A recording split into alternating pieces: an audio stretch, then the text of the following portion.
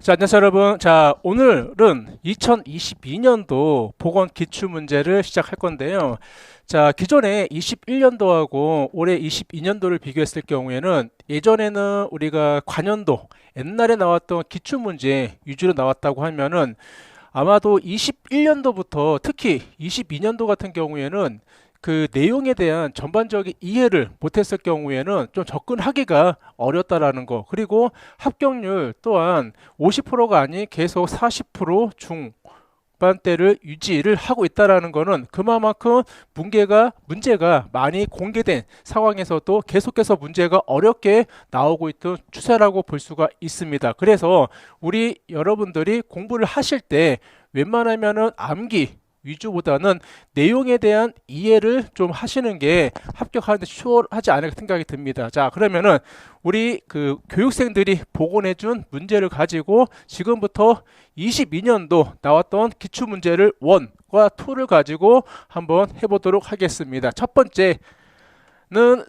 고대 서부아시아, 즉 수렵원에 대한 내용과 관계가 없는 것을 고르는 게 아니라 맞는 것은, 여러분 제가 방금 이야기한 것처럼요, 여러분 시험 보러 가실 때 여긴 워딩 있죠. 여러분 워딩은 정말 잘 보셔야 됩니다. 즉 옳은 건지 아닌 건지 틀린 건지 맞는 것을 어떻게 여러분 CBT 시험 볼 때 제출하기 전에 한 번 더 확인하셔가지고 옳은 건지, 즉 맞는 건지 틀린 건지 잘못된 건지 반드시 확인해 주세요. 자, 고대 서부아시아, 즉 수렵원에 대한 내용인데요. 관계가 맞는 것을 고르는 내용입니다. 자, 그러면은 1번하고 2번, 4번 같은 경우에는 이집트에 대한 내용이고요. 즉 3번이 즉 인공 호수로 언덕을 만들고 그 정상에 신전을 세웠다. 이렇게 되기 때문에 정답은 3번이야. 자, 또 하나 여러분. 그러면은 이렇게 나올 수도 있습니다. 다음 중 고대 서부아시아 수렵원에 대한 내용으로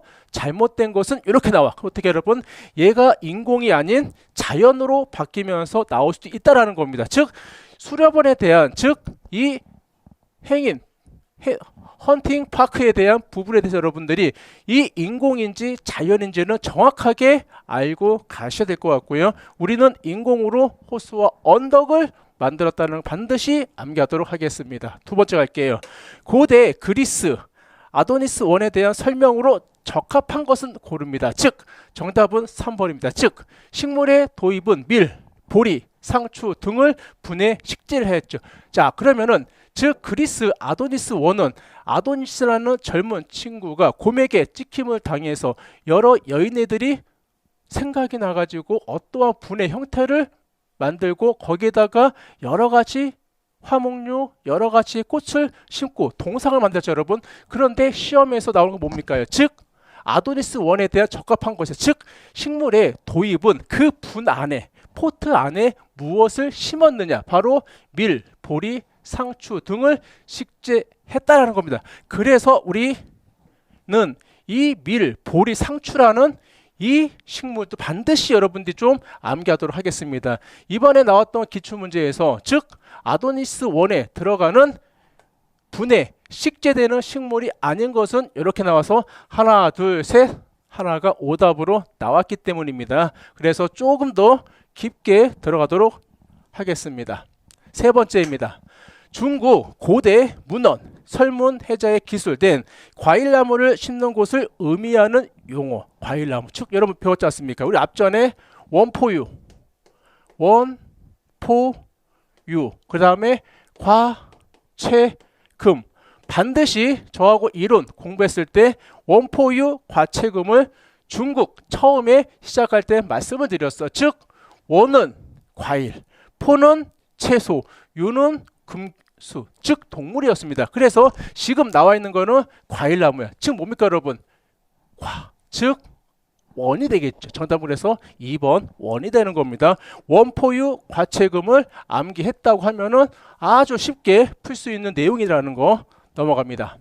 다음입니다. 4번 조선시대 별서 정원의 양식에 가장 영향을 미친 사상. 즉 지금 보면 여러분 별서에 대한 이야기가 조선시대에 굉장히 많이 나오고 있고요. 아마도 조선시대 문항 중 4개에서 5개가 나오는데 그 중에 한 문제는 무조건 별서가 나온다고 생각을 하시고 접근을 하세요. 자, 그래서 보시게 되면은 사상입니다, 여러분. 자, 우리가 별서 정원은 무엇입니까요? 즉 당쟁과 사화, 즉 관직을 버리고 낙향하는 선비들의 도피, 풍조에서 시작되었던 배경을 갖고 있는 게 바로 뭐였습니까요?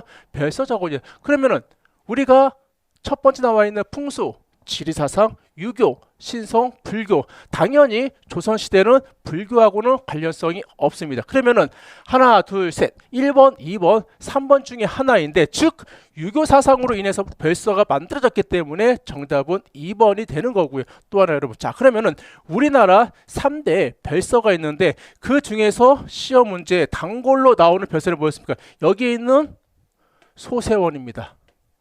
자, 소세원은 조영자가 누구입니까? 바로 조광조였어요. 자, 아니죠 여러분. 조광조가 아니죠 여러분. 조광조의 누구였습니까? 제자였던 누구였습니까? 양산보였어요. 양산보가 어렸을 때 즐겨 놀았던 소세원인데 스승인 조광조가 죽임을 당하자 정치에는 관심을 버리고 본인이 어렸을 때 놀았던 여기에 있는 담양에 있는 소세원에서 삶을 마감을 합니다. 그럼 또 하나 여러분, 자 양산보하고 조광조, 소세원이 나오면서 이 두 사람이 바뀌어서 나오는 문제도 최근에 나왔다라는 거. 또 하나는요, 이 소세원은 여러분 자연적으로 만들었을 거예요, 아니면 인공적으로 만들었을까요? 이것 또한 새롭게 나온 문제입니다. 여러분이 봤을 때는 정말로 아름답고 경치 좋은 곳에 있기 때문에 자연 요소라고 볼 수 있겠지만은 정확한 거는 인공적으로 만들어 놓았습니다. 왜 그러냐면은 여기에 판석교가 있는데 이 다리 타고 올라가게면은 여기에 메대라는 단으로인데, 즉 화기로 만들어 놓은 단위인데 이거는 인공적으로 인위적으로 만들었고요. 여기 보시면 여러분 대나무 홈통을 이용해서 상지와 하지를 만들면서 그 중간에 뭐가 있습니까요? 물레방아가 있고 그 물이 어떻게 다시 계류가 있는 곳으로 빠져나가는 형식.